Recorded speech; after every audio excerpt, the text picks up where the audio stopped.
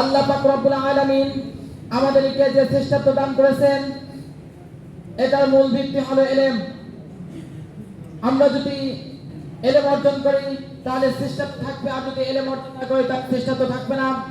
কেউ না, এটা আল্লাহ পাক রব্বুল আলামিনের পক্ষ থেকে একটি নূর। ইলম হলো আল্লাহ পাক রব্বুল আলামিনের পক্ষ থেকে একটি নূর। আর এই নূর যদি আমরা অর্জন না করি তাহলে আমাদের শ্রেষ্ঠত্ব থাকবে না। হযরত আদম আলাইহিস সালামকে আল্লাহ পাক রব্বুল আলামিন ফেরেশতাদের উপর শ্রেষ্ঠত্ব দান করেছেন, এর মূল কারণ হলো ইলম। কেন যখন আল্লাহ পাক রব্বুল আলামিন আদম আলাইহিস সালামকে সৃষ্টি করলেন, সৃষ্টি করার পরে যখন ফেরেশতাদের সম্মুখে আনা হলো এবং ফেরেশতাগণদেরকে বললেন যে তোমরা বিভিন্ন জিনিসের নাম বলো, কিন্তু তখন ফেরেশতারা বলল যে আপনি যে আমাদেরকে শিক্ষা দিয়েছেন এর ব্যতীত আমরা আর কিছু জানি না, আমরা আর কিছু জানি না। তখন হযরত আদম আলাইহিস সালামকে আল্লাহ পাক রব্বুল আলামিন বললেন যে আদম, তুমি বিভিন্ন জিনিসের নাম বলো। তখন আদম আলাইহিস সালাম সব জিনিসের নাম বলে দিল। তখন আল্লাহ পাক রব্বুল আলামিন আদম আলাইহিস সালামকে সিজদা দেওয়ার জন্য ফেরেশতাদেরকে হুকুম করলেন, আদেশ করলেন।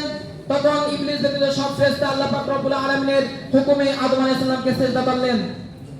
প্রিয় উপস্থিতি, এইভাবে নবী করিম সাল্লাল্লাহু আলাইহি ওয়াসাল্লামকে যখন প্রথম ওহী নাযিল করেন, তখন সর্বপ্রথম ওহী হলো ইকরা বিসমি রাব্বিকাল্লাযী খলাক, পড়ো তোমার প্রভু নামে যিনি তোমাকে সৃষ্টি করেছেন। মুফাসসিরিন কিরাম বলেন যে আল্লাহ পাক রব্বুল আলামিন পড়া সংক্রান্ত আয়াত দ্বারা প্রথম ওহী নাযিল করলেন কেন? এর কারণ হলো অজ্ঞতা দূর করার জন্য এবং জাহালাত দূর করার জন্য। নবী করিম সাল্লাল্লাহু আলাইহি ওয়াসাল্লাম থেকে অজ্ঞতা দূর করার জন্য পড়া সংক্রান্ত আয়াত আল্লাহ পাক রব্বুল আলামিন সর্বপ্রথম নাযিল করলেন। কেননা রাসূল সাল্লাল্লাহু আলাইহি ওয়াসাল্লাম বলেছেন, তলাবুল ইলমি ফারিদাতুন আলা কুল্লি মুসলিম, সমস্ত মুসলমানের জন্য, সমস্ত মুসলিম জাতির জন্য দ্বীনি ইলম শিক্ষা করা ফরজ।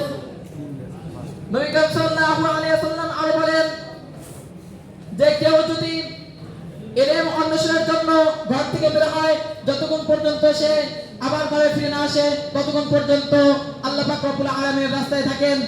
প্রিয় উপস্থিতি,